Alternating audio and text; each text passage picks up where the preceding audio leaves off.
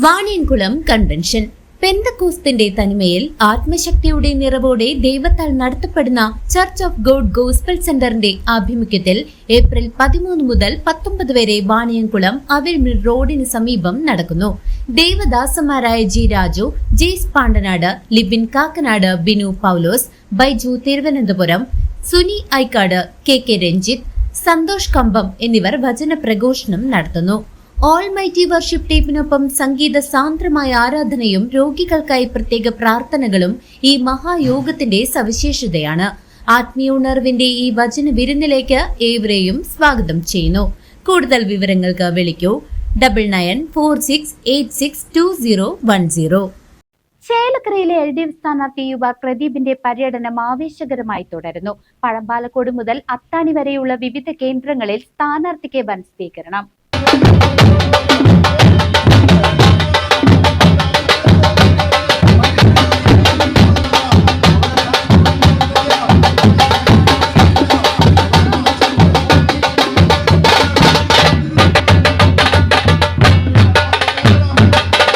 ചേലക്കര നിയമസഭാ നിയോജക മണ്ഡലം LDF സ്ഥാനാർത്ഥി യുവ പ്രദീപിന്റെ തിരഞ്ഞെടുപ്പ് പര്യടനം ആവേശകരമായി തുടരുന്നു.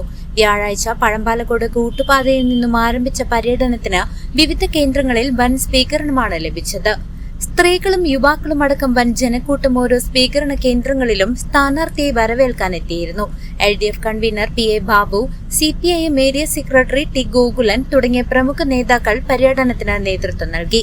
നിങ്ങളുടെ ഫ്രണ്ടായ മൈ ഫ്രണ്ട് എന്ന് വിശേഷിപ്പിക്കുന്ന നിങ്ങളുടെ അമേരിക്കൻ പ്രസിഡന്റ് ആ ഗുജറാത്ത് സംസ്ഥാനം സന്ദർശിക്കുമ്പോൾ കണ്ടതാണ്.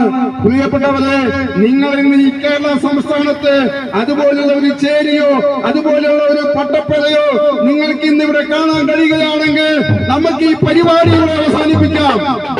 ഇവിടെ ഭരിക്കുന്നത് ഇടതുപക്ഷമാണ്.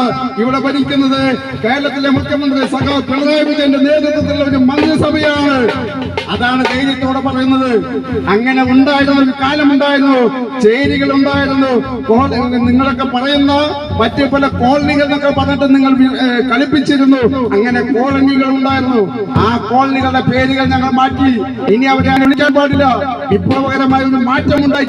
വിവിധ സ്ഥലങ്ങളിലെ സ്വീകരണങ്ങൾ ഏറ്റുവാങ്ങി പര്യടനം അത്താണിയിൽ സമാപിച്ചു. വികസന തുടർച്ച വോട്ടർമാരോട് അഭ്യർത്ഥിച്ചായിരുന്നു സ്ഥാനാർത്ഥിയുടെ പര്യടനം. ജയിപ്പിച്ച് എടുക്കണം വേണ്ടിയുള്ള ശ്രമം നടത്തണമേ എന്ന് പറയാൻ വേണ്ടിയിട്ടാണ് ഇവിടെ എത്തിച്ചത്. നമ്മുടെ നാട് ഇന്ന് കേരളം മാതൃകാപരമായ പ്രവർത്തനമാണ് മറ്റു സംസ്ഥാനങ്ങളിൽ വെച്ച് വ്യത്യസ്തമായി നടത്തിയിട്ടുള്ളത്.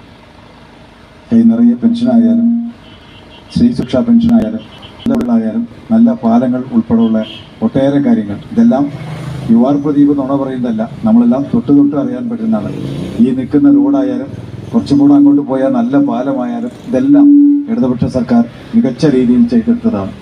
അതെല്ലാം ഇനിയും തുടരണം എന്ന് തന്നെയാണ് ഇടതുപക്ഷ സർക്കാർ അല്ലെങ്കിൽ ഇടതുപക്ഷം മുമ്പോട്ട് വയ്ക്കുന്നത്. തീർച്ചയായിട്ടും ഈ നാടിൻ്റെ മാറ്റം നല്ലപോലെ അനുഭവിച്ച് മനസ്സിലായ ആളുകളാണ് നമ്മളെല്ലാവരും. ഇവിടെ എതിരാളികൾ വരുന്ന ആളുകൾ വോട്ട് പിടിക്കാൻ വേണ്ടി അല്ലെങ്കിൽ വോട്ട് നേടാൻ വേണ്ടി വരുമ്പോൾ അവർ പറയുന്നത് നല്ല വികസനം നടത്തുന്നല്ല, 10 വർഷമായില്ലേ, ഇനി ഒരു മാറ്റമായിക്കൂടെ എന്നാണ് അവർ ആഗ്രഹിക്കുന്നത്. അങ്ങനെയാണോ ചിന്തിക്കേണ്ടത്? ഞങ്ങളുടെ കാലത്ത് ഇന്ന കാര്യങ്ങൾ ചെയ്തു, നിങ്ങളുടെ കാലത്ത് ഇത്രേ നടന്നുള്ളൂ, ഞങ്ങൾ വന്നാൽ ഇനിയും നടത്തും എന്നല്ലേ പറയേണ്ടത്?